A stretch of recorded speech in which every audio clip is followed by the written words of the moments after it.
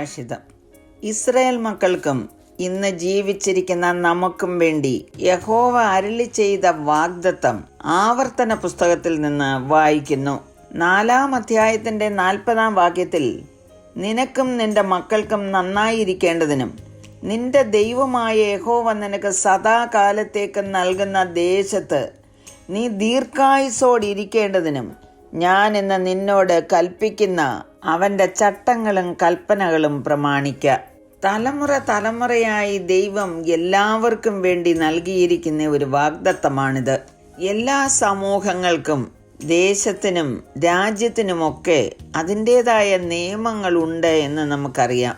നിയമത്തിൻ്റെ പ്രാധാന്യതയെക്കുറിച്ച് നാം ചിന്തിക്കുമ്പോൾ നിയമങ്ങൾ പൗരന്മാരെ സുരക്ഷിതരാക്കുന്നു.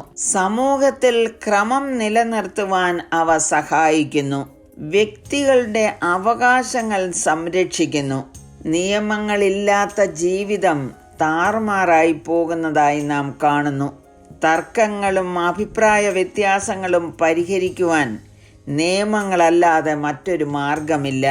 സമാധാനപരമായും സുരക്ഷിതമായും സന്തോഷത്തോടെ ഒരുമിച്ച് ജീവിക്കുവാൻ നിയമം നമ്മെ സഹായിക്കുന്നു. ദൈവം തൻ്റെ സ്വന്തം ജനമായ ഇസ്രായേൽ മക്കൾക്ക് ചട്ടങ്ങളും നിയമങ്ങളും പ്രമാണങ്ങളും കൽപ്പിച്ചു.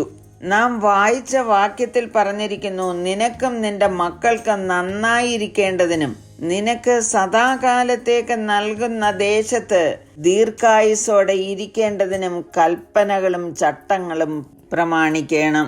10 കൽപ്പനകളിലൂടെ നിയമം ആരംഭിച്ചു. ഇന്ന് ജീവിക്കുന്ന നാമും ദൈവത്തിൻ്റെ നിയമങ്ങൾ പാലിക്കുവാൻ ബാധ്യസ്ഥരാണ്. റോമർ 3:19 പറയുന്നത്, ന്യായപ്രമാണം പറയുന്നത് എല്ലാം ന്യായപ്രമാണത്തിന് കീഴുള്ളവരോട് പ്രസ്താവിക്കുന്നു എന്ന് നാം അറിയുന്നു. യേശു കർത്താവ് പറഞ്ഞത്, ഞാൻ ന്യായപ്രമാണത്തെ നീക്കേണ്ടതിന് വന്നു എന്ന് നിരൂപിക്കരുത്, നീക്കുവാനല്ല നിവർത്തിപ്പാൻ അത്രേ വന്നത് എന്ന് പറഞ്ഞു. ദൈവം നമുക്ക് നിയമിച്ചു തന്ന കൽപ്പനകളും ചട്ടങ്ങളും നാമും നിവർത്തിക്കണം. നമ്മുടെ മക്കൾക്ക് അത് ഉപദേശിച്ചു കൊടുക്കണം. അങ്ങനെ അവ തലമുറയായി കൈമാറേണ്ടതാകുന്നു. ആവർത്തന പുസ്തകം 6:6-7 വാക്യങ്ങളിൽ പറഞ്ഞിരിക്കുന്നത്, ഇന്ന് ഞാൻ നിന്നോട് കൽപ്പിക്കുന്ന ഈ വചനങ്ങൾ നിന്റെ ഹൃദയത്തിലിരിക്കണം.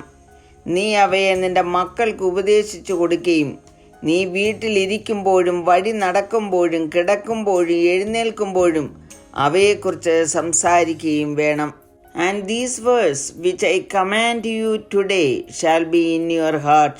നമ്മുടെ ഹൃദയത്തിൽ എപ്പോഴും ഇരിക്കേണ്ടതാണ് ദൈവത്തിൻ്റെ കൽപ്പനകളും നിയമങ്ങളും. വീണ്ടും പറയുന്നത്, You shall teach them diligently to your children, and shall talk of them when you sit in your house, when you walk by the way, when you lie down, and when you rise up. നമ്മുടെ തലമുറകളുടെ മുൻപിൽ നാം ദൈവത്തിൻ്റെ വചനം അനുസരിക്കുന്നവരായിരിക്കുന്നു എങ്കിൽ നമുക്കും നമ്മുടെ മക്കൾക്കും എന്നേക്കും അത് നന്നായിരിക്കും. ദൈവം അനുഗ്രഹിക്കട്ടെ.